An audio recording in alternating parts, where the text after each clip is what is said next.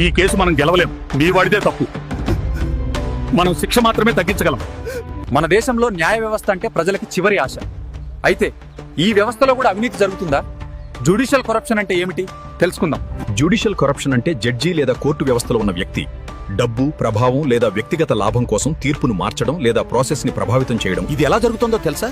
కేసులు సంవత్సరాల పాటు లాగడం, లంచాలు తీసుకుని వేగంగా తీర్పులు ఇవ్వడం, లేదా ఇన్ఫ్లుయెన్స్ ద్వారా డిసిజన్ మార్చడం. గత 10 సంవత్సరాల్లోనే సుమారు 8,000కు పైగా ఫిర్యాదులు న్యాయమూర్తులపై నమోదయ్యాయి. ఇది చిన్న విషయం కాదు.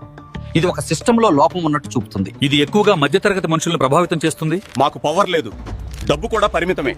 మేము మా జీవితం మొత్తం న్యాయం కోసం పోరాడాల్సిందే. అందుకే నేను మళ్ళీ చెప్పేది ఒకటే, మనకు హక్కులు ఉన్నాయి. మన రాజ్యాంగం, మన చట్టాలను తెలుసుకోవాలి. ఇదేం రాకెట్ సైన్స్ కాదు కదా.